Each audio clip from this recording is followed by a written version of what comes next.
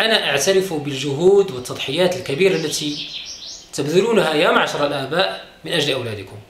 الكثير منكم كانت له أحلام كثيرة، بل لديه أحلام الآن، ولكنه ضحى بها من أجل ولده ومن أجل مساره الدراسي. جميل جدا ورائع، وجزاكم الله خيرا.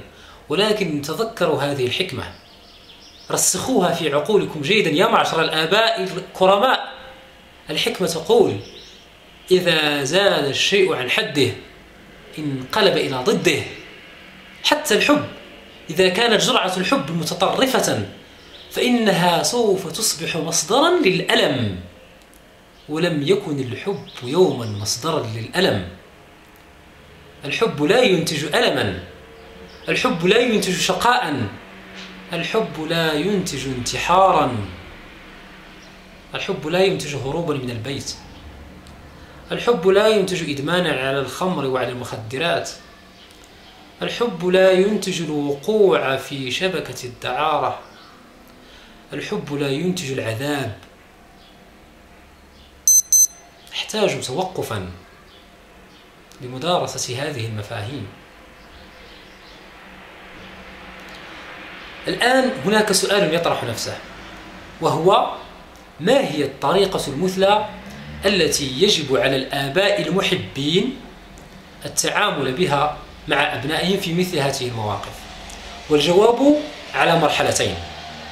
المرحلة الأولى هي ما قبل إعلان النتائج، والمرحلة الأخرى هي ما بعد إعلان النتائج. قبل إعلان النتائج يجب أن يلعب الأب دوره كاملا في تهيئة ولده نفسيا لتقبل النتيجة حتى ولو كانت سلبية. وأقترح أن ينادي الأب على ولده ويجلسه بجانبه ويقول له: يا ولدي، يجب أن تعرف حقيقة، وهي أنك أنت أهم عندي من البكالوريا. هذه الكلمة لا يقولها إلا الأب المحب فعلا، حبا حقيقيا.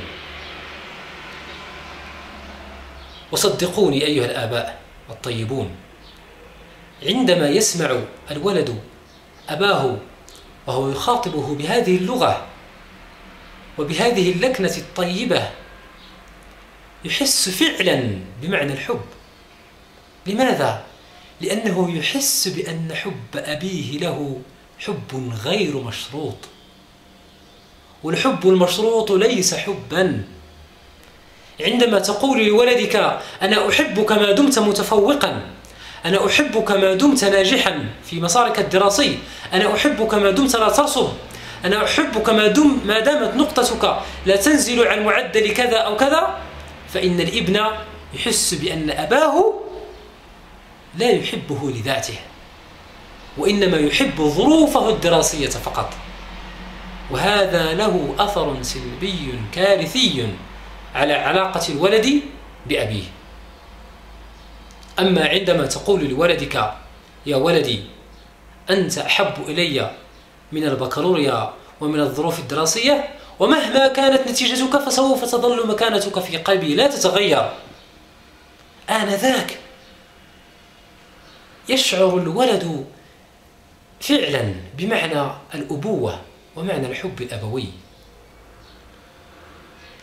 وصدقوني يا معشر الآباء، من قال هذا الكلام لولده فربما يتفاجأ بموقف ورد فعل عاطفي من طرف الولد، سوف يتعجب الأب ويندم لأنه لم يتصرف معه هكذا منذ ما قبل. إذن هذا عن المرحلة الأولى، مرحلة ما قبل إعلان النتائج. وبعد إعلان النتائج، خصوصا إن كانت سلبية سواء بالرسوب أو بنقطة أدنى من المتوقع، فيجب على الأب أن يحتضن ولده كل الاحتضان، احتضان مادي ومعنوي، وأن يخبره بأن العالم لم ينتهي والدنيا لم تنتهي، وبأنه مجرد فشل مرحلي فقط. وأجمل نصيحة، ولكنها نصيحة في الحقيقة لا يستطيع إلا الآباء الشجعان فقط فعلها. إذا فعلها الأب مع ولده الذي رسب في الامتحان فسوف يجني جنيا عظيما جدا في علاقته العاطفية مع ولده. هذه النصيحة هي أن يخبر الأب ولده بفشله هو في الحياة، أن يحكي الأب لولده الذي رصد قصصا من فشله هو أثناء شبابه، وربما أثناء بداياته في حياته الزوجية. ومن منا لم يفشل قط؟ من منا لم يفشل؟ كلنا فشل وسقط ثم نهض مرات ومرات. تحدث له عن فشلك مثلا في مشروع تجاري، تحدث له عن فشلك مثلا في علاقة عاطفية، تحدث له عن فشلك في زواج سابق، تحدث له عن فشلك في أنك وقعت في إدمان معين ولكنك بعون الله ورحمته خرجت منه معافا. عندما يسمع الولد أن أباه يحدثه عن فشله بماذا يحس؟ يحس الولد بأنه ليس الفاشل الوحيد في العالم، وبأن هناك فاشلا آخر يجلس بجانبه وهو أبوه، فتهدأ نفسيته، وربما ينقلب موقف الحزن وموقف الاكتئاب إلى موقف طرافة وضحك ولعب. لماذا؟ لأن هناك فاشلا آخر وقد اجتمع الفاشلون في نفس الموقف. وهذا له علاج ودواء كبير جدا للأبناء الذين رصبوا ولم يحققوا نتائج طيبة في البكالوريا.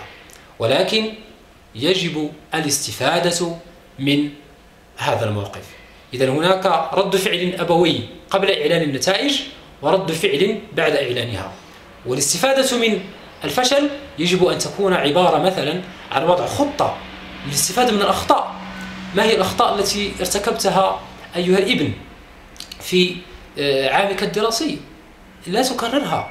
وسوف أختم بقصة رائعة جدا، وهي قصة لأحد الناجحين، ليست من عصر من العصور الماضية ولا من دولة أمريكا أو أوروبا، إنما في بلدنا المغرب، وبالضبط من مدينتنا الرشيدية، وقد حكاها لي صاحبها وجها لوجه.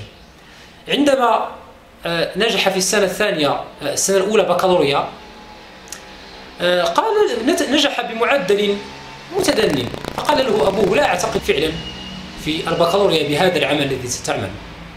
فقام الولد باستثمار العطلة الصيفية استثمارا رائعا، ودرس فيها كل المواد الصعبة في البكالوريا، واعتكف على ذلك اعتكافا، وذهب إلى بيت من البيوت هو وأحد أفراد العائلة، ودرس المواد خصوصا المواد العلمية مثل الفيزياء والرياضيات والعلوم الطبيعية.